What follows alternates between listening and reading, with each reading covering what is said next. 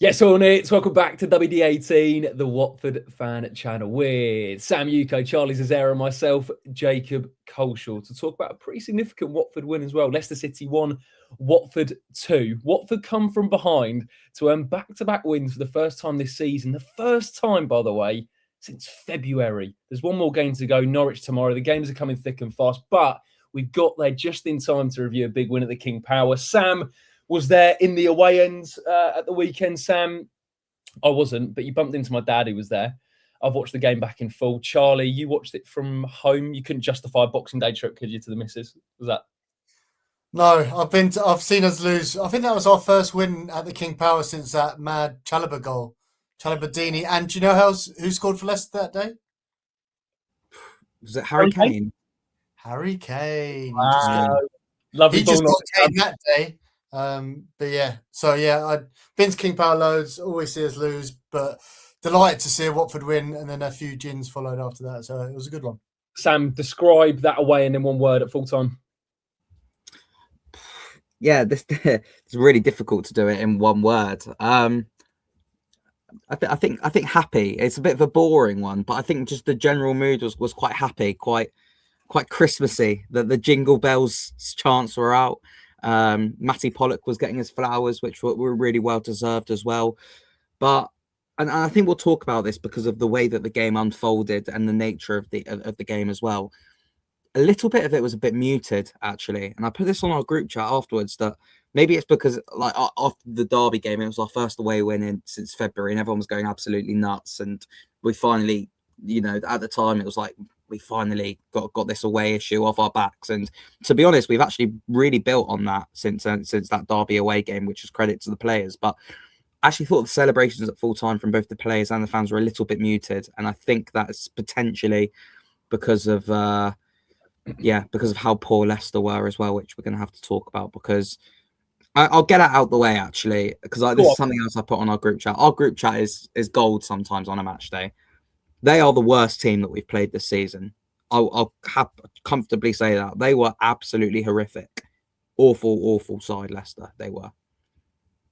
Sam going in early. I like it. 2-footed challenge within about 2 minutes of the pods getting underway. There was just before that, and Sam sort of teed it up nicely going into a big discussion today. I know it's a Sunday night. I think we must say, actually, just to start with, I hope everyone had a great Christmas. We haven't even acknowledged that. It's the first episode post the Christmas special, which was delayed. You didn't actually, lads, I forgot to say. So you wouldn't have seen that. Unfortunately, we had a few technical difficulties that, unfortunately, the memory card corrupted, so that you didn't see my present in full. And I'm gonna give myself a shout out because it was phenomenal gifts. It really was. We got oddball pants. My mum actually got me one of these mugs. She felt that I was a little bit left out, but I got one of these for the lads as well. A scarf going. What was the worst Christmas present you got this year, lads? Because I got a scratch card. Oh, the in-laws, the mother-in-law got me another honking Watford item. Gail, if you're watching, no disrespect, but it's like a kind of like a one, not a onesie, but like a hooded sweater thing, all black Watford. If anyone wants it, I'm happy to bring it down and give it New Year's Day. Gail's got the receipt. Also, this is another one. I got a Watford key. Is that for your house or? It's from a house. It's from a house. It hasn't been obviously engraved. Is that the right word? Potentially for a flat at some point. Probably sums up why I don't have a girlfriend if I've got one of these. Sam, what was the most honking Christmas present you got this year? Can you top a key, a Watford key? Do you know, a Watford key is very, very difficult to top. That is interesting to say the least, I think. Yeah, look, I mean, as someone who doesn't really do Christmas too much myself, and maybe I'm just talking about a reflection here on modern football generally, but my friend. Oh, Sam's got emotional just talking about a couple of Christmas presents. One thing that Ian did mention was, crikey, starting on time tonight. Did Santa bring you all new watches? Sam, sorry, were you back in the room? Am I back here? Sorry, I didn't realise it froze. No, the drum roll's there. Oh, thank you. No, I was going to say, my friend bought me a cup of tea at Leicester the other day, which was absolutely horrific.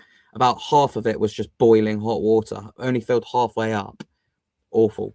Do you reckon hot beverages at football there's no other place where beverages are that bad, because I've never been somewhere where, apart from a Bovril where you can't go wrong with it, the worst hot chocolate you can ever get, the worst tea you can ever get, the worst coffee you can ever get. It actually, to be fair, there is a decent one in the Upper Graham Taylor stand, which we'll give a shout out to. But apart from that, shocking. Someone did say Jacob's got the key for Watford promotion. And that's what we're going to talk about today. Before we do so, Charlie's a little bit of a teaser there. The new WD18 jumpers hoodies. If you were wanting to get your hands on one of them, let us know in the comment section below now. We had a lot of interest on these. Sam, did you wear this on Christmas Day? Was that your Christmas jumper of choice? Always. It's my jumper of choice now for everywhere that I'm going. Comfortable. Why not now? Comfortable. Oh, that is a good point, actually. I do have it. I mean, I've had to finally wash it after wearing it every single day since we finally got them the other week. But comfortable. The design is lovely. Nice, simple awns on the front of it as well. Get your hands on them. Beautiful. Charlie, what's the latest on those? Hopefully, we can get them available to buy online in the new year. And we spoke about the proceeds going to Hertfordshire Mine, which would be amazing. So fingers crossed, as soon as we can get that online, we will shout about it as much as possible. And yeah, it would be helpful if people are interested, get in the comments and let us know. And that way it's going to give us a better scope to show there's going to be interest to get more available. So yeah, hopefully something new and exciting coming to 2026. Absolutely superb on the eve of 2026 and the January transfer window, which we must just say as well. But on that note, Hearts Mine, Watford currently on a season high 10 goals in December. I think there's a correlation with the amount of games we're playing at the moment. One game to go, obviously, tomorrow, which is Norwich. We'll talk about that at the end of the podcast, get our predictions. I will be tuning in to talk Norwich City beforehand as well and afterwards, because it is the one of the best fan channels out there. But lads, I wanted to start with Leicester, and I'm going to take it right back to full time, Charlie, because as I said, Watford came from behind to win back-to-back wins for the first time this season, the first time since February. We are just 1 point outside the playoff places, 3 points off Ipswich in third, and we're halfway through this championship season. Explain. Mental. We're also one defeat in 11 games, and I think that's pretty impressive. And I think there's been some results where we would preferred wins instead of draws in that run. But to be hard to beat is a good skill to have. And I thought yesterday was the first time where I thought, okay, like this is a tiny bit different. I think Sam's right. We have to caveat this whole video that Leicester are in a really bad moment. Jacob, I think you saw them get beat by QPR 4-0. So they've got to be. But saying that, the week before, didn't they beat Ipswich? It just goes to show what a mental league the Championship is. And despite this season, we felt on the majority, maybe on the negative side of things. You've just said about those stats, about how close it is. And when I'm looking at the table and I'm seeing teams like, no disrespect, Hull, Preston, I think they're gettable. And I think we've titled this about it's such a big opportunity for Watford this season. We're going to go into detail. But yeah, I think now, obviously, 2 big games coming up. I think we've got a real chance, and I think it's going to be interesting to see what happens in January, because Gino's got a really big opportunity here. And if we bring in a couple of reinforcements, I think we're in a really, really strong position to get a playoff place. Sam, when you were in the away end on Boxing Day, did you sense what Charlie said about it feeling slightly different? Did you get that feeling? Yeah, that definitely. I think we were on the front foot really from minute one, and the performance was so positive. I think we've seen at times, not just this season, but over the last couple of years, that it's taken Watford a few moments to get into games and potentially feel our way into it, particularly when we're going to these bigger clubs, so to speak, or the teams who should be up there in the division, such as Leicester. But from minute one, really, it was all Watford. Yes, we gave away a really poor goal and went 1-0 down. But even when we went 1-0 down, I don't think anyone was particularly worried. I think that was within 5 minutes. I think it was very apparent who was going to win that game. And even when we went 1-0 down, that was clear. And yeah, this league can change so quickly. But it was the first time where I left the ground going, do you know what? Could we? Why? Is that purely based on the result, or was that on what you actually saw? I think it was what I saw as well with the performance. We spoke about even on the Christmas special about how at the time it was obviously only 1 defeat in 10, but we were We weren't overly happy because there were some drop points within that period, such as the Sheffield Wednesday game. I look at the Preston game, Bristol City games. All of these are missed opportunities. The last-minute goal that we conceded away at Wrexham. These are games that I think we could be looking at, thinking we could have picked up a couple more points in there. And if only we did. I'm hoping that we don't look back on that at the end of the season and rue those missed chances. But this league can change so quickly. But I think going to a team like Leicester, I know I mentioned they're the worst team we played this season, but even still, they're only just a relegated side.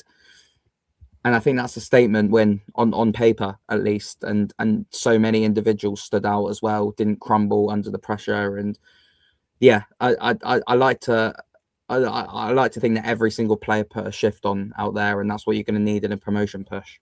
No, agreed. I don't think there's any Watford fan, Leicester fan, anyone who watched that game who would have thought a Watford result or Watford win wasn't fully deserved. I mean, we absolutely deserved that. From minute one, as you said, Sam, it was weird. Even the goal came against the run of play completely, which we'll get into. We'll start though with the lineup, Charlie.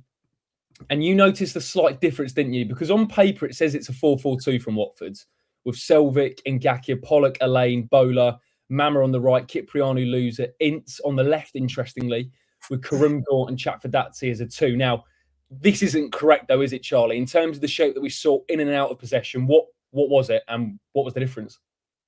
So I didn't really notice it in the game. I've got some screen grabs, so I can kind of show you now what I think how he's tweaked it and why it was so effective yesterday. So this is like really early on in the game, and when I looked at the lineup and I saw Ince, I have to admit I'm not Ince's biggest fan, but I think he's a lot better like out of possession defending than he kind of is as an attacker. And this was early on in the game, and for me, this shape is I would say a 4 at the back, which we've been used to, but then a 3 in midfield with Ince on the left, and I think that's crucial because Ince, when he's played recently, has been playing on the right, but yesterday Ince played on the left, and I think that was more to help defend against Fatawu. With Bowler kind of to double up. Georgie as a free role. I'll get into him a bit closer. And then Mama and Kurumgard. I'm not saying I think formation gets overhyped a lot. But I found like this was more of a shape that we went with. Mama didn't have the defensive duties that he's had in recent games, where he's played in a 4, he's dropped back a bit deeper. But I thought this is the shape that we've kind of come with. So maybe a 4-3-1-2. And I think kind of Georgie giving him that license really showed.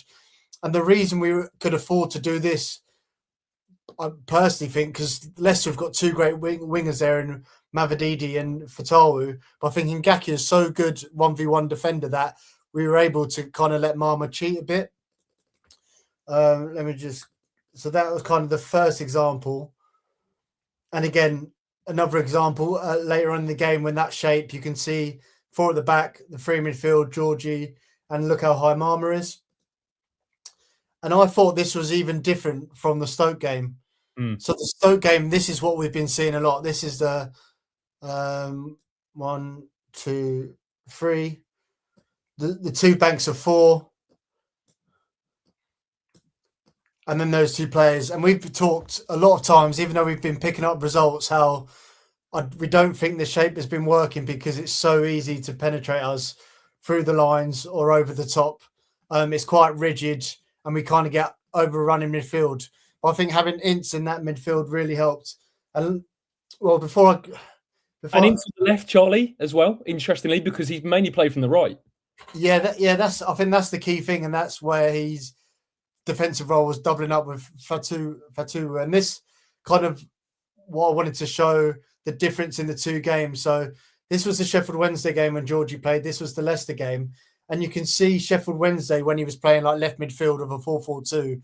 He was pretty exclusive on that left. He tried to cut in. Whereas yesterday, he was basically more all over the pitch, dropping deep, collected ball. He just had a completely free role. And I thought like yesterday was the best we've seen Georgie all season.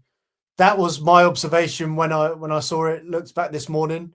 Do you guys agree, or do you think I'm talking nonsense? Sam, I noticed a really big difference out of possession. I mean, initially I thought it was a 4-1-4-1. There was a couple of times where like Kiprianu would drop the deepest and you'd have Loser and Chatford in a 2.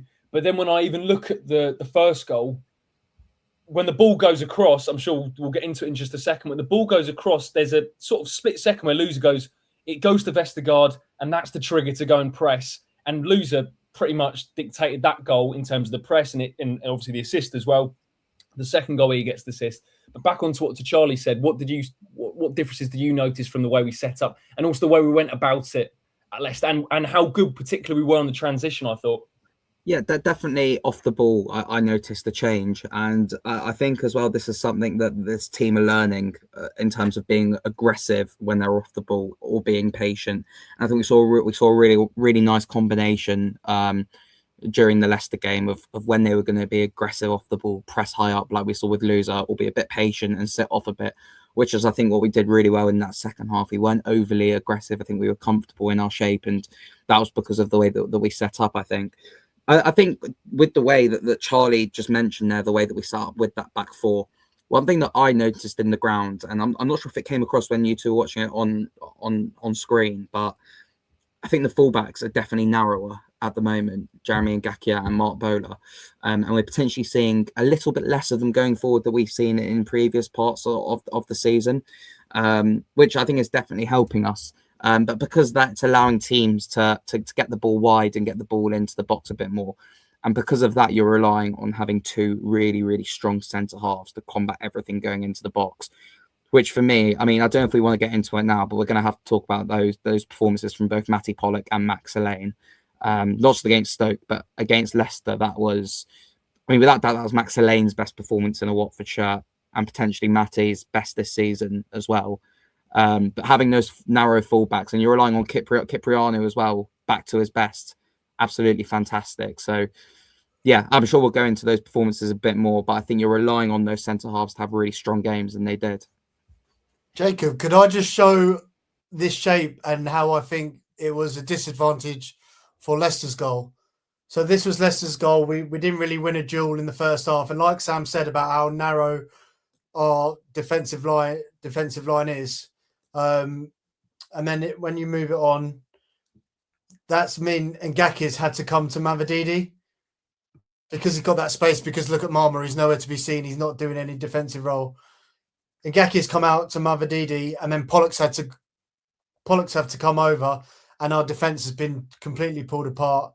And you can see here when Jordan James has the shot, he's even got that slot. They had that overload. It looked like they had a lot of space. So I think that was kind of one of the negatives of that shape was if you get pulled out without, do you know what I mean? If the midfield hasn't moved over and Ngakia is going to have to engage, they're going to have an overload. I mean, look at that 1, 2, 3 on 3, and they still got Fatwa. So that's something to bear in mind.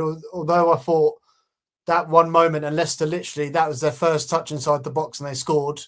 That was kind of the negative of the shape. But apart from that, I thought we got to grips with it. And it really helped us, especially with Ince covering Bowler and Kyprianou covering Ngakia, even though I thought Ngakia was outstanding and the 1v1 job he done again on Mavididi was excellent. But I thought that shape was quite sturdy for us. And then having Georgie roaming around, Kurumgor and even Marmo was at times kind of picking different spaces. But giving Marmo that license obviously led to his goal as well, I think. Should Selvik save it, though?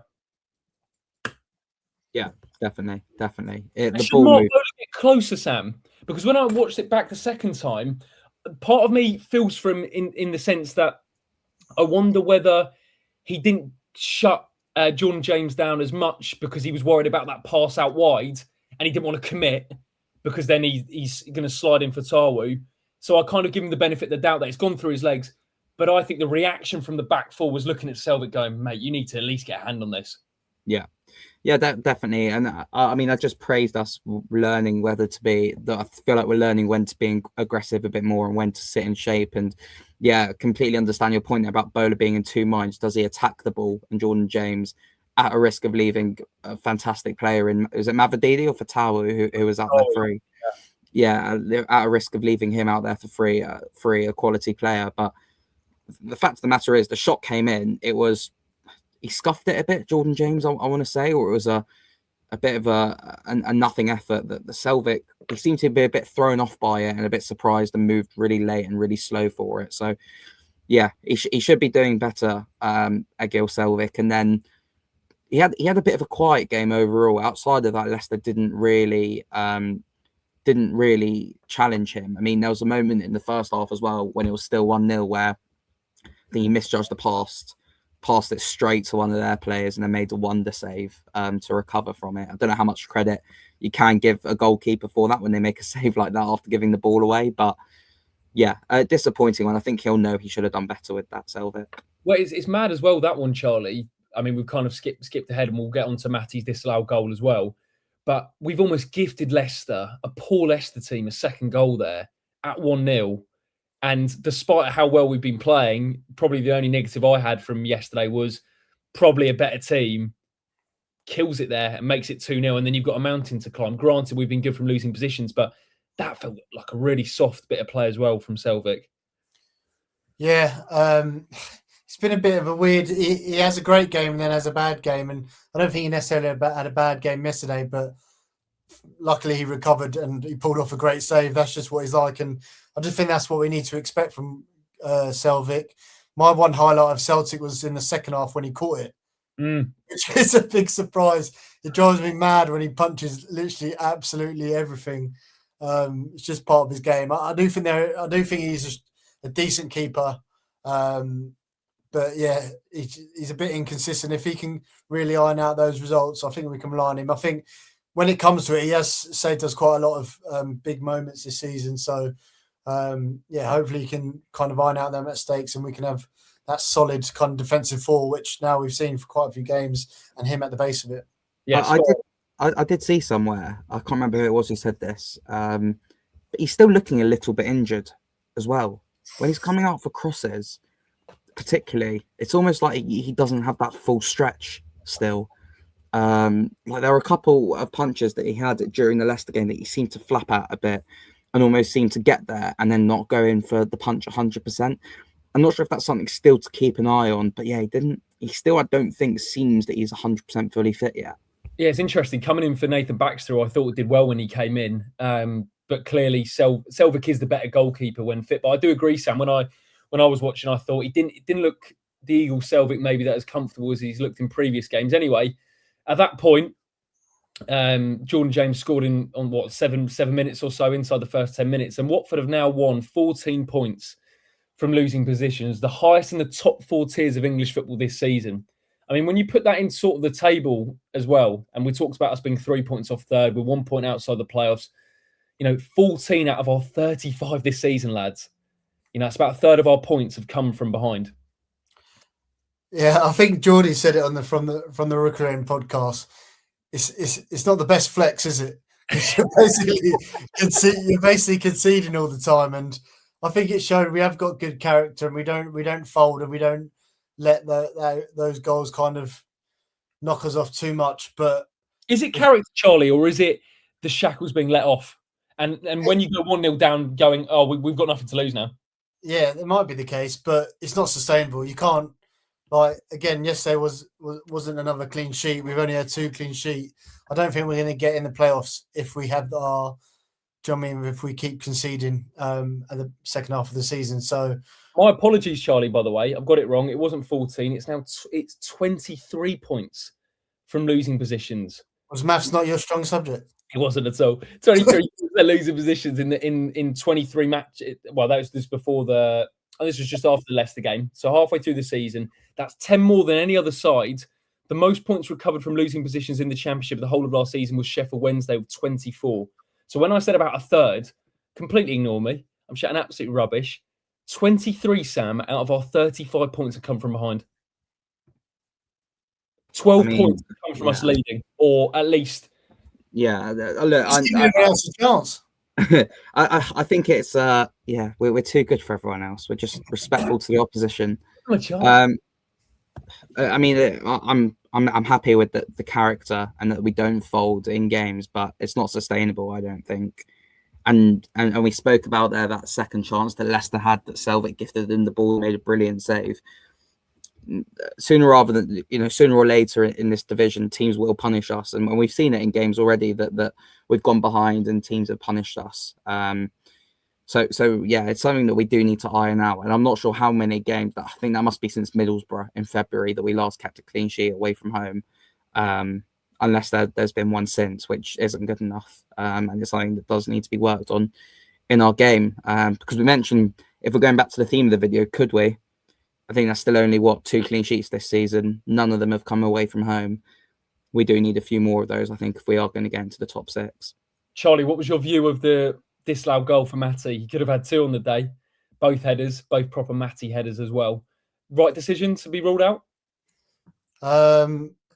Yeah, I think so. I'll show you for why. You thought about it, by the way, for a second there. You thought, should I disagree with it? No, it's both, isn't it? It's offside and a handball.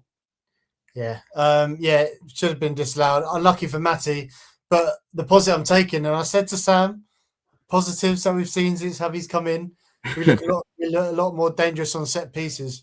I do think we are aiming for Matty's beautiful head every single time, but it looks like he's getting on the end of things. So fair play. If he's going to have confidence in that, that's, do you know what I mean? That's another threat that we're going to have. So yeah, annoying that was disallowed. Because it felt like, that was the goal that we deserved, but probably the right decision. How good is Loser's delivery, by the way? Goodness gracious me. What a wonderful left foot, Sam. Honestly, I'm going to put it out there, one of the best left foots to play for Watford. I'll chuck Jordan Stewart into the mix. Wow. That's Give me a better, give me top 3 left foots in Watford history. John Barnes, obviously. He's done well to put that corner in from there, though. Not for that one. Sorry. He's done me so dirty there. Brilliant. I couldn't resist. He's got 2 assists, so you're right. God. Someone did say Jose Olivas as an option as well. Go on, lads, I'll leave that to the Hornets that are watching. And my mind's gone blank. Best left foot? Best left foots in Watford history. I think he's in the top 5. I'll leave that could be the tea time teaser for the Sunday night after this stream. If you can let us know. Do you know what we're going to start doing as well? Hashtag in the pod, Sam. You can do the hashtag. The hashtag in the pod. Yeah. What's the pod today? What's the hashtag for today's pod? Oh, loser lefty. The loser. Yeah, the loser lefty. We can call it that. Love it. I think. John Barnes, yeah. Holobas. We've had loser. We've had Jordan Stewart. Let us know some left foots in the comment section below. Stewart. Let's break down Watford's equaliser, and loser was involved with it with a brilliant bit from start to finish. Actually, Charlie, I'll let you do the honours, but it's when it went in, Charlie, I thought he's going to love breaking this one down. Yeah. So again, this is the shape that we've spoke about quite a lot. Those narrow fullbacks, Marma's not defending, leaving Mavadidi all by himself. But another thing that was different for yesterday compared to other game was our pressing. I don't think we pressed all the time, but there were some key moments where we did, and lose this intelligence to kind of orchestrate the press here. Look at the body language. Body language going back. He's already gone, isn't he? And they knocked it back to Nelson. He's knocked it back, and that's when Loser's saying, Kieran Gore, come on, get over. Make sure you hit the press. And then Kieran Gore, he blocks a shot and it lands into Loser. Loser, like you said, Jacob, outrageous left foot, nutmegs Nelson there. And I actually thought from Loser it was actually a bad pass for Marma. I thought he should have put it in front of him, but he kind of puts it kind of to his feet or not behind him. But yeah, I mean, this finish is just outrageous. The way he's adapted it and bent it around into that corner, that arrow's not great. It looks like the keeper saves it, but you know what I mean. If you watch it back, the way he passed it, I actually thought it wasn't a great pass because on the right foot, you want it in front so he can just attack it, but he hasn't. But what I would say, if you think Loser's left foot's amazing, the outside of Marma's left foot is also outrageous We've seen a couple of flashes, him linking up with Bola when he's played on the left. We've seen this goal. There was even one in the second half before Matty's goal. He just threads it through to Ngakia, like spinning it. This boy's got a bit. I love watching him play. That's an outrageous goal. But what Luz has done to orchestrate the press there was really, really impressive. Absolutely bang on. Mamma mia, Sam. This guy's got a bit, hasn't he? It reminds me, that goal, of Wolves away in the green kit with Pereira. Oh, the little dink over the keeper. That was outside of the boot technique. I mean, they're both that similar technique. It's such high level, Sam, but also how many players take that on in our squad? I know. It's really nice to see a player who's he's so fearless. He's so brave, Mama. And we said this last week, but he is just getting better and better by the game, isn't he? It took him a couple of games, I think, to sort of work out his bearings in the Championship, work out the physicality of the league. But now he's starting to explode, isn't he?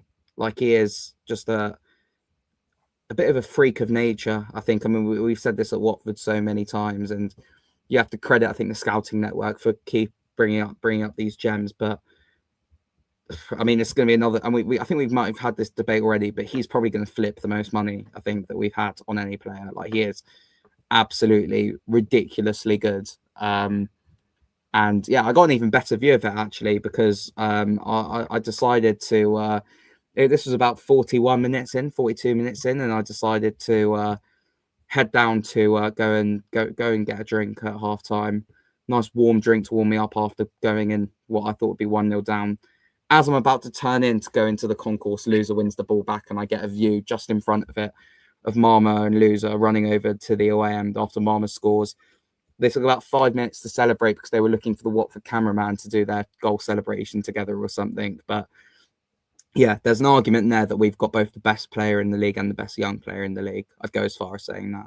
Both Moroccan as well. And what I love about both of them is the bromance they've got between each other. I think that can't be underestimated, especially with Marma. Like a big brother, isn't it? Big brother, little brother. It really is. And some people are saying this with Chakvadadze and Chikavani, who's coming in January, where you have two players from the same nationality, same background, and them just clicking, and the older player looking after the younger one. Sam, we've seen this before. I've seen someone here say that it's a bigger impact than bigger. I thought it was about to say a bit like Pedro and Richarlison, but when João Pedro first came in, Aurelio Gomez also acted as a bit like that father figure, I think, to him, so to speak, in the training ground. And I think they did everything together. They had meals together. Gomez helped him settle in. I actually think I saw on Gomez's Instagram story, actually, he was in London. I think it was either this week or last week, and he went to watch Pedro play for Chelsea as well. So that bromance has stood strong still. So yeah, brilliant. And yeah, those combinations are working out really nicely. Just last one on Marma, and although I've been saying I thought he played a lot higher yesterday, but from remembering the game, he was still doing his defensive duties when he had to, sitting in, fighting back. I just love his attitude. His mentality for his age looks unbelievable, and I'm just so excited we have him. Like, it's just going to be so fascinating if we do get Rocco, Bar, Marma all back fit, how it all works. But it's a great problem to have. But Marma's one of the first names on the team sheet. No one would have thought that in the summer. Bang on. And I think also one thing to say about the mentality of the guy, because, well, I mean, we don't know him personally, but I think when you win the Under-20 World Cup Player of the Tournament, right, there's a lot of amazing players who've won that. You can either go one or two ways, can't you? You can either think you're the dogs straight away. I've done it. I'm going to be big. I'm going to be a big player. But the fact at that point he hadn't played for Watford, had he? And he's come back from that and kicked on. He looks as fit as ever. He looks sharp as ever. He's taking risks. He looks completely fearless. And that is a brilliant goal.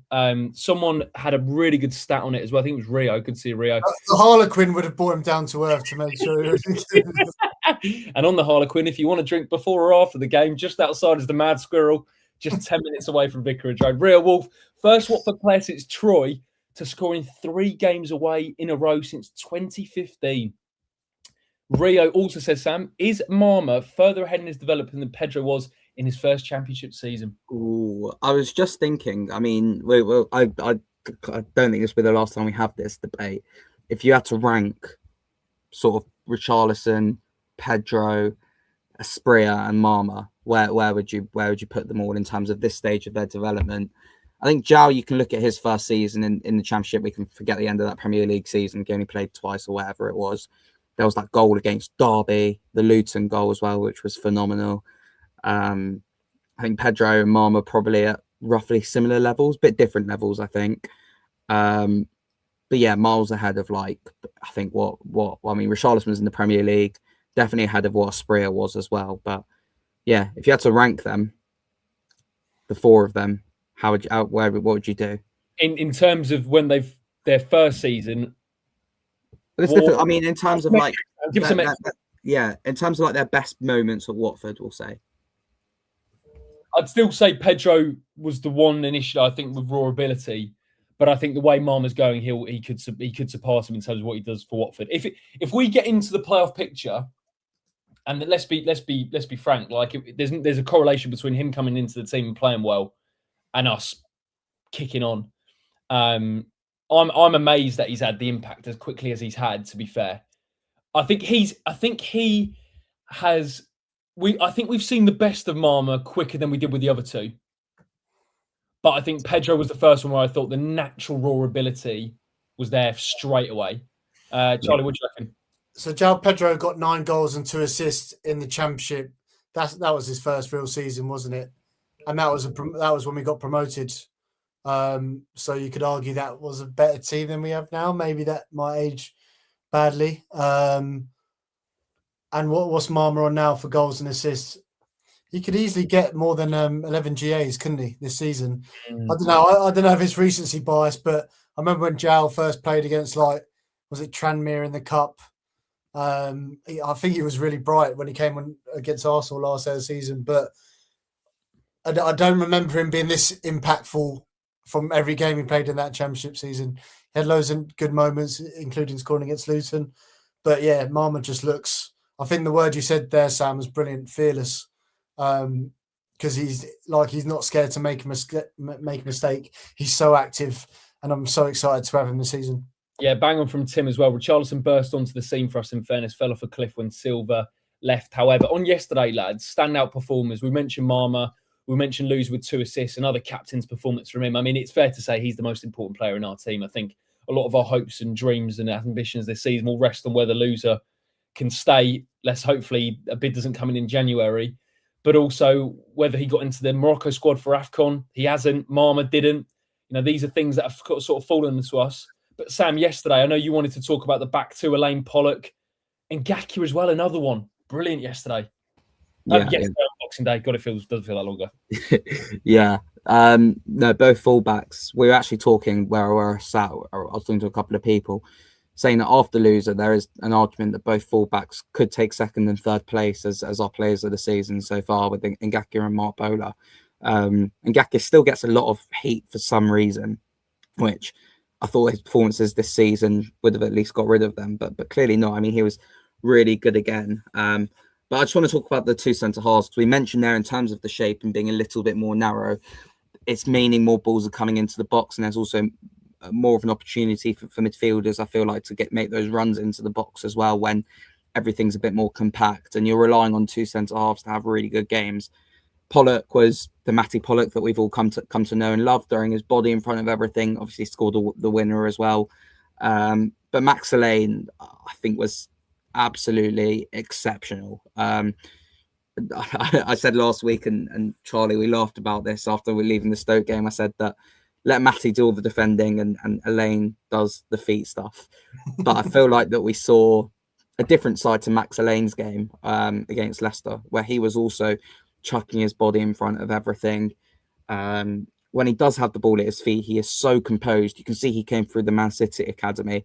And I feel like actually his football IQ is above quite a few players in our team as well. I don't want that to sound disrespectful at all to anyone, but you can see he's almost in that mold of thinking about his next move before he's made the first move, if that makes sense. So yeah, absolutely brilliant, Max Elaine and Pollock alongside him as well. I think it was a worry for me, and I don't want to dig out Kevin Caben here because he's obviously not been in the squad as well the last couple of games, but that partnership was starting to worry me. We were conceding too many easy goals. We were getting pulled out all over the shop.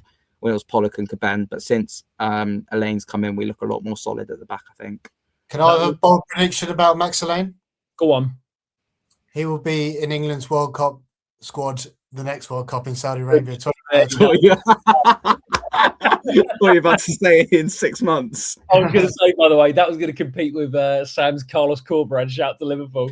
Oh, Sam, what was your new Carlos Corberán shout, which wasn't as bad? You said to me about a manager going somewhere. Oh my God, this is going to really annoy me.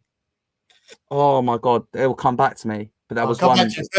Yeah, I echo everything that Sam says about Max Elaine. He's absolutely mustard.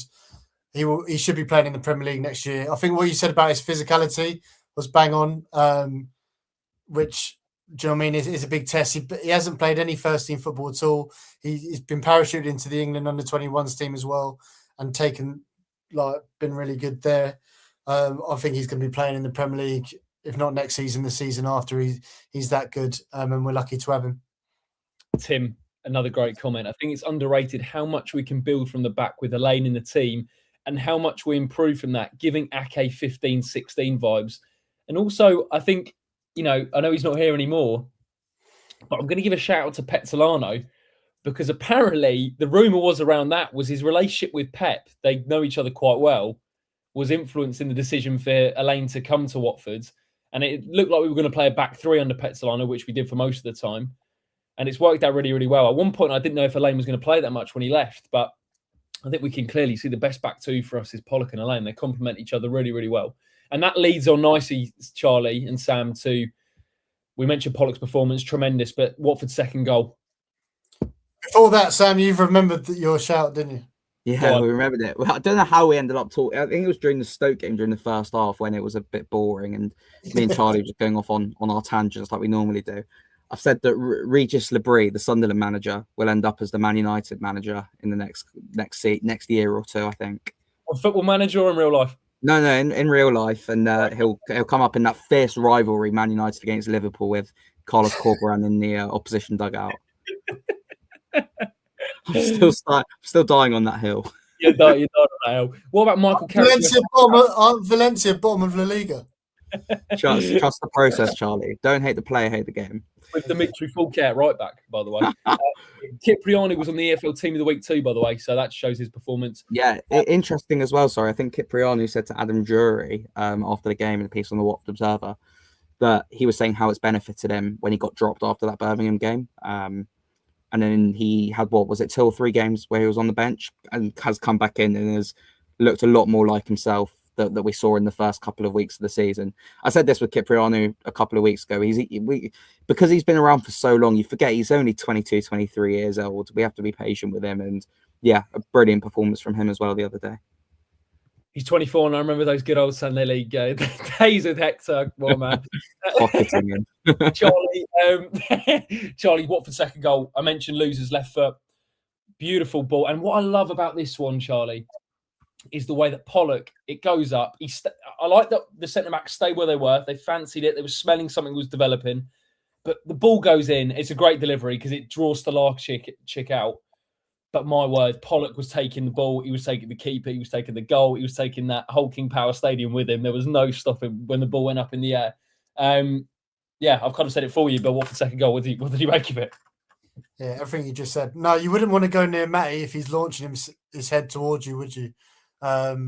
He would literally headbutt his grandma to get to a biscuit. He is unbelievable. Well, I think he's been really, really good again this year. I think there were shouts of him playing the season last year until Lucy came in, and he's still a bit underrated. Imagine if his name was Polocchino, how much more rated he'd be. But really happy he got his goal yesterday. I thought it was great again. And yeah, Jacob's analysis was a lot better than mine there. Cult hero?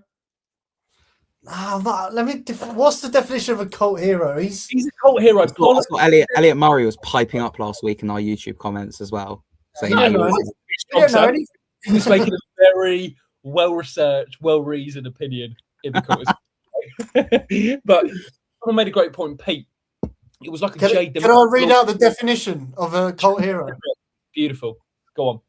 Sorry, a cult hero, a writer, musician, artist, or other public figure who is greatly admired by a relatively small audience or is influential despite limited commercial success. There we go. Absolutely nails it. Sam, you've got Matty Pollock on speed dial. Can you drop him and say, are you a cult hero? No, I think would you call Jay Demerit cult hero? I wouldn't, and I think Jay Demerit is very similar to Matty Pollock. No, Jay Demerit's a legend.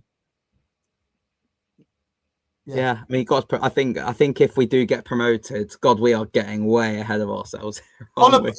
That's a great shout. Hollybass is a cult hero. Oh, will I? Hollybass is a cult hero. Definitely. Hollybass is a cult hero. Pollock's a cult hero. Everyone's a cult hero to you. No, it's got to be. If you've worn a bandage around your head for a full 90 minutes, immediately you sort of go into the conversation. But then to become a main figure of this Watford team, cult hero. Bang, absolutely. Yeah. What is he then? A hero? He could be. If he gets us promoted and stays with us for a couple of years. Legend. Cult hero. Right, anyway, Watford make it 2. To be honest, we should have made it 3. Losers should have made it 3. He could have slipped in chat for that, see. But Loser went close. We managed to, I say hold on. You just never know. I think Ayew, there was a cross that came in. Ayew almost got something on it. But really, Watford absolutely deserved that win. I guess the question is, Sam, where does that performance rank this season? Yeah, difficult to answer. I think collectively, all round, it's definitely. Device to continue. There was my tablet talking in the background back to me as well. Even it wants to get in on it as well. I think, yeah, it was as an all-round performance, it's definitely up there with Middlesbrough at home. You're probably looking at Stoke at home as well. All those teams up there. Ipswich away, I think we were quite good. But yeah, I think it's definitely a statement one. But I'll go back to it as well. I cannot believe, Jacob, you did it for the BBC last week. You did you did Leicester's game away at QPR when they lost 4-0, and you said to us last week that they were bad, that they were poor. I did not expect it to be that bad. Like, they were absolutely horrific, Leicester.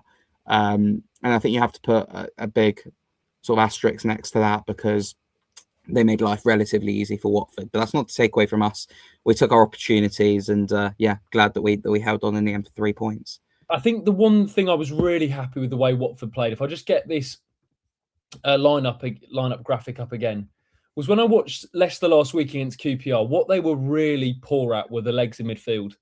You know, Ollie Skip really struggled to get about. He left a massive gap in the middle. And what he was relying on was the 2 wide players, particularly Mama. And I think, just to go back to your analysis, Charlie, I think that's where we've got to give Javi credit. He identified that there was no point making him drop back and go into 2 banks of 4 and stay deep. Where is Mama going to influence the game? He's going to influence it in the top area of the pitch against Luke Thomas. He's going to have him every single day. So what I thought we did really well was how well the wide players were involved, but also how high we pressed up the pitch when we saw the triggers and we saw the right times. It was quite clear when I said Vestergaard, didn't I? I think it was Vestergaard. Wasn't Nelson? When Nelson got the ball, he was a trigger for the midfield to press up, for the 2 wide players to get up. Karumgor, you look at the first goal. Credit to him, by the way. You know, also there was a chance in the first half where Karumgor he gets stuck in 2 minds, doesn't he? Does he cut it across to Ince, or does he shoot? Probably in retrospect, he should have just had the shot, because Stalacic probably would have parried it out anyway. If you're going to play it across, you've got to play it with less pace. But I thought Javi got it bang on in terms of the game plan. And that's what really impressed me. He looked at what QPR did. He looked at what they did, and very similar systems, to be fair, as well, to really quick wide players. But also in that system, you need a lot from your number 9. And I thought Karumgor did well at the weekend. I guess, Charlie, for my question to you would be, are we starting to look like the team we expected coming into this season? Are we starting to click a little bit? Because the average age of this squad is 23, 24. We knew it was going to take time. How do we legitimately become playoff contenders, or are we already in that conversation? We're not in the conversation at the moment. Gino, this is your time. If you think that this is your opportunity to get the big bucks, get the Premier League money, I don't want him to rest on his laurels and think, oh, Javi's going to get us to the Premier League by himself. We still need reinforcements massively, in my eyes. I just think there's such a big opportunity. Look at the teams above us: Millwall, Bristol City, Preston, Hull. Come on. We've got a real opportunity here. If Gino invests in the summer, I think we've got a chance. I still think we've got an incredibly young squad. And then I look back into that 2015 season. If you look at the January business we did there with the likes of Connolly, Ben Watson, those kind of players to help get us over the line in the big games. I think that's an area which I would like to see. But I think, and another thing, I've been a bit, and I think I've mentioned it on a couple of videos, I've been a bit worried about Javi and is he too stubborn with his formation? But the fact the last couple of weeks, I've definitely seen adaptation. Wrexham away when we saw Doumbia drop deep in like a 4-2-3-1. Yesterday, completely new. The fact that Javi's now kind of working out, trusting his back four, trying to get players in the best position. Clever use of Vince yesterday. If we keep this squad, I mean, we've got some of our game breakers kind of injured as it is. So I think if we bring in some experience to the squad, I think we could have a real chance for promotion. I still think it's a young squad. We're going to have, I mean, to be fair, Southampton, didn't they lose recently? I thought they were going to be on the charge. Didn't they lose to Oxford and they've lost to Norwich?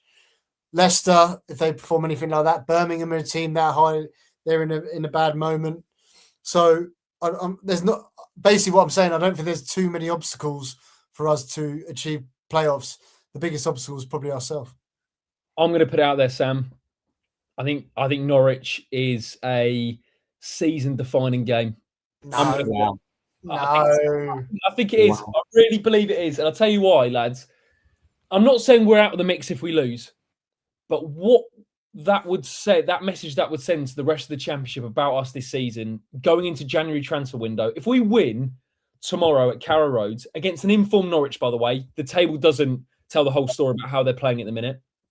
I think Jova McCarmer's having an absolutely incredible run at the minute.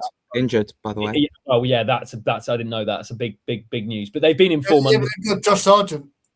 Yeah, well, they got. Yeah, I read their team user. So McCarmer, I think, is a late fitness test, so he might be about. And Sargent has just passed his fitness test as well. Right. He was injured and he's back for the game against us. They're in form, right? That if you look at the last 8 games, if I can get it up very, very quickly, if we look at the last 8 games, Norwich have picked up 12 points. So like that doesn't tell the whole story, the table about how they're playing this season. Well, this season, but under Philip Clement, who's obviously come in. But I think if we go away to Norwich, if we follow it up with back-to-back away wins, that means we turned a corner, lads. That means we turned a corner. What do you reckon, Sam? Yeah, it's so early in the. I've always said early though. We're halfway through, Sam. We're halfway through. The Championship, it's so tight and things can change so quickly. I've said in the Championship, you can't make any sort of big statements, I don't think, until that Easter weekend where you play on the Friday and the Monday. I think that's the point where I go, all right, we're in the picture here, because until then, things can really, really fall off. Even when we got promoted in 2015, I don't know if you remember, we had that Friday game against Derby away where we drew 2-2, followed by Middlesbrough at home on the Monday where we won 2-0. And it was only after those 2 games, those 4 points in 4 days, whatever it was, that people went, all right, now we lock in. And then we won like 5 in a row before the last day of the season against Sheffield Wednesday. So it's only until Easter. And that goes for the whole division, to be honest. I don't think Coventry are home and dry by any stretch that people are saying in terms of them winning the league. They could still very easily not win the league, I think. Norwich, who looked doomed when we played them at the start of December, when we beat them 3-2, all of a sudden have picked up a bit of form and they could easily, a win against us and they could potentially be out of that bottom 3. Sheffield United, until their loss against Wrexham, we're moving up the table. I'm just saying, I just think the table in the Championship, it's moving so quickly the entire time that it's difficult to call a game like Norwich season defining at this stage, because it's just, in my opinion, it's too early. Of course, I respect your opinions though, Jacob. No worries at all, mate. I disrespect your opinions. No, I'm joking. I know what you're saying, Jacob, but if I look at the Wrexham game, Sheffield Wednesday, these are all draws. Preston, Bristol City, that's 8 points we've just left on the table that were available for us. I would rather us now start winning more regularly, and if we're losing a couple, do you know what I mean? You're going to get much more points winning instead of drawing. So look, I think it's going to be a big test. Like Norwich are banging form. Of course, if we can get a win there, it'd be a big statement. But I think the fact that we've got Birmingham coming up, we're going to have a good opportunity to bounce back. Birmingham aren't in the greatest form, and we're pretty strong at home, despite a lot of frustrations at Vicarage Road this season. So, It's going to be interesting, Norwich one. I would only say it is, lads, because when was the last time we won back-to-back away games?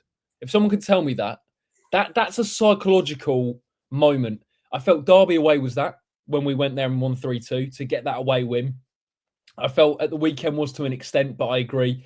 Leicester are a poor side, but we played really well. If we can go in this tight Christmas period and go away to a pretty informed Norwich, it'll be a tough place to go. The atmosphere there's been very good recently, and get a win. That's a big statement. When I look at the other games tomorrow, by the way, Coventry, Ipswich, Millwall, Bristol City, Middlesbrough versus Hull. If we win tomorrow, we go up to 4th. Could we? Norwich 1, Watford 0. We all know how this ends. I'm just trying to build it up. I mean, another thing as well that we need to prove to ourselves, which is more on the superstition side, is that we are still yet to win in a kit which isn't the yellow kit since Birmingham away in Tom Cleverley's first ever game.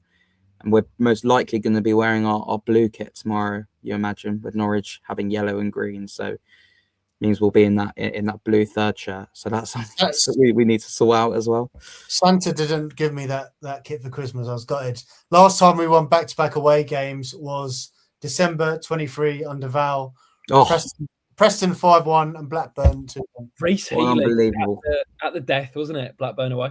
Reece Healy, I think it was, wasn't it? That's incredible. So 2 years. If we win tomorrow, 2 years since we won back-to-back away games. Unbelievable. Lads, what change would you make for Norwich, if any? I'm sure Harry will probably tweak the squad because of the the amount of games. Obviously, we played Boxing Day. We're playing tomorrow. We're then playing on New Year's Day against Birmingham. He's probably got to tweak it, hasn't he? Do you know what I would like to? Do you know what I wouldn't mind seeing? Go on. Maybe having Aaron Kunda in that second striker or number 10 or free role. Georgie's obviously coming back. He played really well, but thought Aaron Kunda was a bit more promising yesterday. He's got immense ability. I think that's clear to see. We saw that at the beginning of the season. He's hit a rocky start, but if we can get someone like that more confident and firing, he would be someone that we can rely on the bench, not kind of someone that we want to throw on just to see if we can spark him into life. So I wouldn't mind seeing him buzzing about in a free role. I'm predicting 2 changes tomorrow night. I agree with you, Charlie. I think Georgie will have a rest, and Aaron Kunda will come in for him. And I actually think Semedo will start over Kiramgor. I think he'll give Luca a rest as well and bring Semedo in from the start. I think Semedo's been low-key decent for us this season. Should have got an assist yesterday or a pre-assist with Loser. Held the ball up well.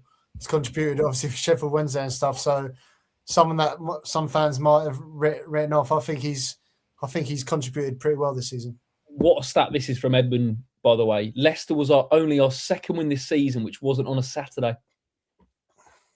There we go. Predictions, lads, for Norwich? Game's gone. I'll get the prediction league up, actually. It's been a while since we... Interesting. I wonder why he's doing this. Can I just say as well, just to tease it for the last 5 minutes or so, get in the comment section everyone's best and worst Watford moment of 2025. We've all of us have picked one for each category. Best and worst Watford moment of 2025. Let us know. It could be anything, by the way. It could be absolutely anything. Sam, predictions. Yeah, so I've been looking at it from the last few weeks. Jacob, that was your first time. So we've done, if you get yellow, so that's the correct outcome. That's your first yellow since Millwall away. So you're only predicting, literally correct ones, and that's it. Whereas Charlie, you haven't got a correct score since QPR on the second game of the season. Be right back, lads. Just unlocking the predictions league. This is what the table's looking like at the moment. I sit on top on 21 points with 6 correct outcomes and 5 correct scores. Jacob, you've also got 5 correct scores but 4 outcomes. Charlie, you're on 11 points. A big turnaround needed in the second half of the season. Mind the gap. Since I've started taking it seriously, I've got worse. Right, lads. Get in the comment section. Everyone's best and worst Watford moment of 2025. What are our predictions for Norwich? My prediction for Norwich is we're going to win tomorrow. We're going to win 3-1. And after tomorrow, Watford are a serious playoff contender. Keep it up. Look, and And I honestly, I really back that, lads. I'm not. Like, I agree with what you're saying. There's a long way to go. I'm not saying we win or lose tomorrow. It's the end of the world. But what I'm saying is, if we do win, and with our home record, we've got the third best home record in the league, by the way, which is absolutely fundamental to the way we're going at the moment. But I genuinely do believe going away to Norwich and informed Norwich winning, getting back-to-back away league wins, does send a message to the Championship. I'm going to leave it there before I get emotional. Charlie, what are you going with? No, I'm last, so I should get the advantage. You got a new predict next. All right. Do you know, I 100% take a point tomorrow. After with the amount of games that we're playing at the moment, I'm going to go 1-1. I do agree with that, by the way. I would take a point, but if we win, Jacob, getting so excited here. Yeah, I'm gonna go for another 2-1 defeat, bit of differential to try and climb up that prediction leaderboard. But ultimately, who cares if Watford win? Can I just say, by the way, if we can see tomorrow and that goal music comes on.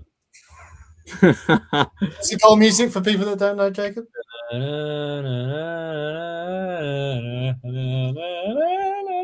Oh, every single time. Worst song in football. What's the yellow one? There's only one team in yellow. Oh, there's only one team in yellow. Let's do your best and worst Watford moment, lads. 2025. As it is, probably, will this be the last stream of 2025? Wow. Yeah. Wow. What a year. What stream to end it on, by the way? There's been everything in this. Bit of everything. Yeah. We'll go with should we go with our worst and then we'll end it on a high note. I'm actually gonna say, in terms of my mood after a particular moment and the actual game itself, and maybe there's a bit of recency bias here. I'm going with that Sheffield Wednesday draw a few weeks ago, the 1-1. It was as absolute dross, that game. Because you stormed off before seeing Semedo's crucial. Yeah, I'd had enough. Imagine that point gets us over the line. Imagine. Really? Is that? Yeah, that for me was like the lowest. Because do you know what? I've said this to both of you. I felt a bit disconnected with Watford recently. I think just because, as life goes on, you sort of realise that there's. I don't know. I don't want to get all deep here, but I don't know. Maybe I'm not falling out of love with it because I'm still going every single week. But it's just I left that Sheffield Wednesday game and just thought. Well, Sam, if we win tomorrow, you'll be falling back in love with these Hornets. Yeah, do you know what? All right, I'll say if we do go up, I'm getting a shirt with Semedo on the back. Right, someone click that. Click it up. Click it up. Get it from. My worst part of the season was Tom Cleverley's sacking. That video is available to watch back after that. Considering the game before, I can't remember if we won last game of the season, but everyone was singing his name and spirits were pretty high. And then just the circumstances in which Gino decided to sack him were pretty grim. So I thought that was a bit harsh on a good man. Coincidentally, his last game was also a 1-1 draw against Sheffield Wednesday.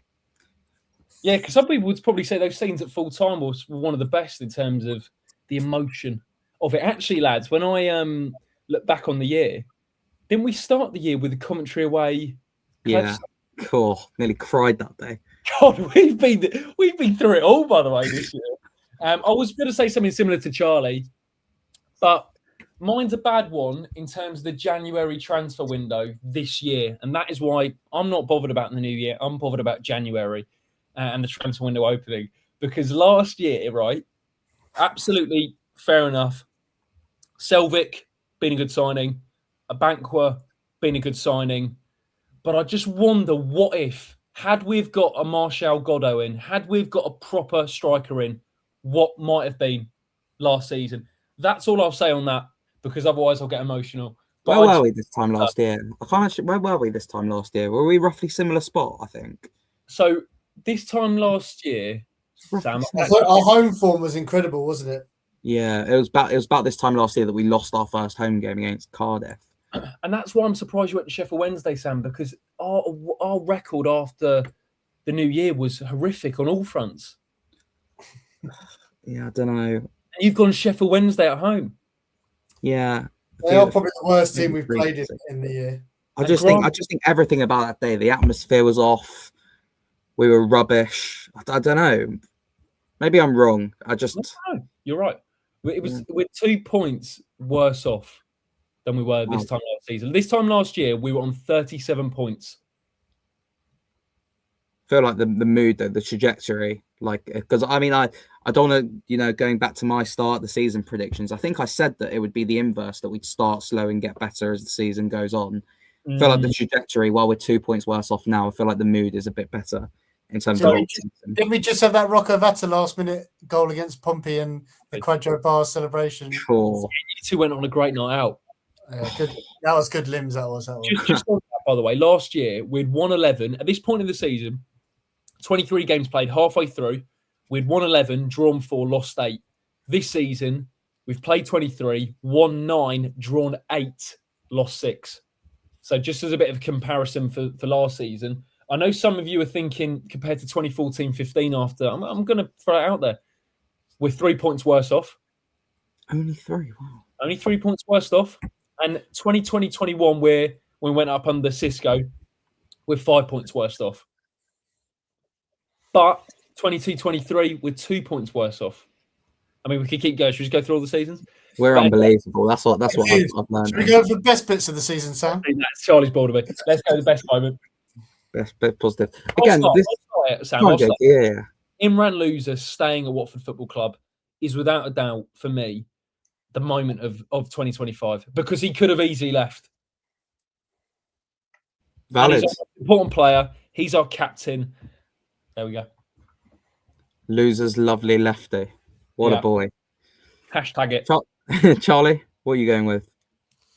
I think my best moment was a week before my worst moment, and it was that miserable, end of the season game, nothing on it, but one of the lads in the rookery managed to get Luton on the Luton game on their phone, and we were all watching Luton get relegated and cheering as we went on.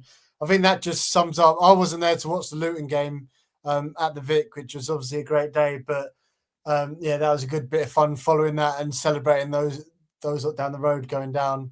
I think that was my best moment. Oh, goodness me, it's been a bleak 2025. Sam. That was funny. That, I mean, that's why I don't think anyone really remembers the score of that Sheffield Wednesday game, because everyone was just watching the Luton game. I mean, obviously beating Luton as well is definitely up there. But in terms of a pure moment, I've gone with, rather than a game or something longer term, like you mentioned there, Jacob. For a pure moment, I've actually gone with Rocco Vata's goal away at Fulham. Those 5 minutes afterwards, the moment that goal went in, that absolute screamer, the limbs at Craven Cottage. The first time, I can't remember, were either of you there in the away end that day? That is the first time I've ever felt like an away end shake. Maybe that's just Fulham's infrastructure or the absolute carnage that went on when that goal went in. But yeah, genuinely, I know we lost 4-1 that day, but that's one of my favourite Watford goals ever. Do you know what? I can testify that. I was next to a few younger lads who were loving it.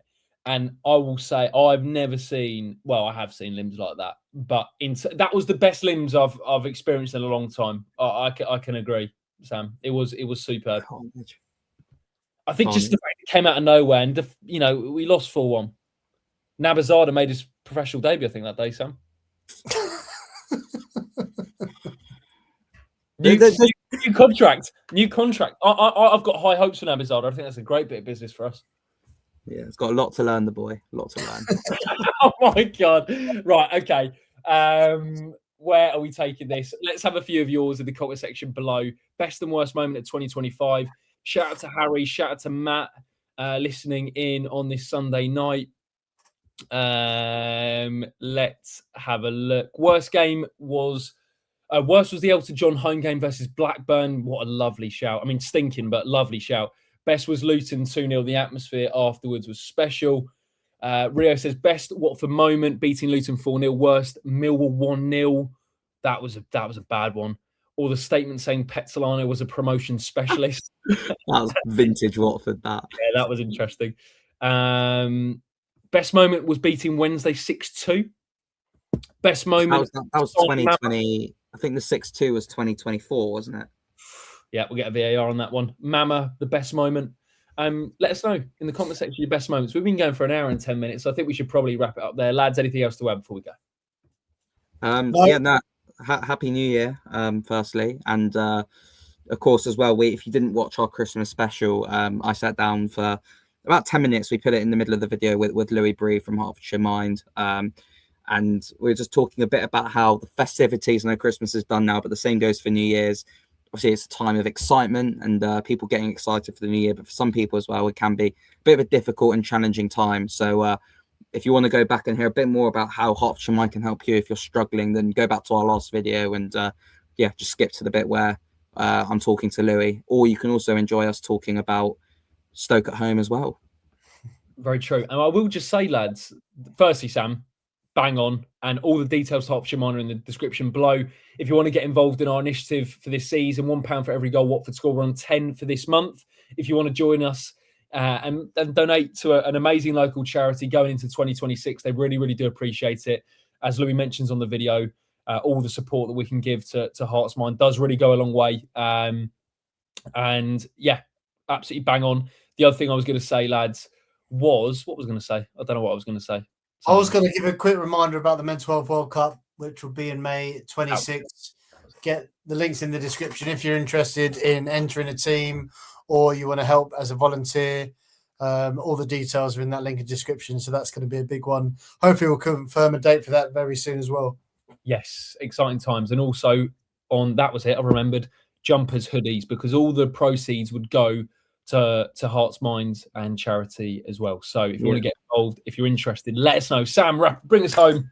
Yeah, I was just going to say as well, just a reminder, if you are looking to play in the Mental Health World Cup this year, just make sure not to do too much damage to the pitch, because it is going to be 48 hours later. We'll have a playoff semi-final on there. So don't do too much damage.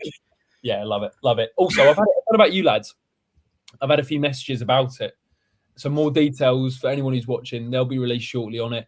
But for the last time of 2025, we'll be back maybe after Norwich, depending on the result. So maybe it might not be, but let's just assume it is. Thanks so much for everything this year, Hornets. Really, really do appreciate it. We hope you enjoy it. Community on here has been absolutely special, and I think it's got even better this year. And you guys have taken it to another level. So thank you so much. Huge love. We will see you very, very soon to review Norwich, to review Birmingham. Have a lovely week. I know everyone forgets sort of what day it is at this point, but it is the 28th. It is a Sunday night. We're back as usual. Charlie, Sam, thanks so much. Thanks so much to all of you. Have a great week, and up the Hornets, and a very, very happy new year. You want?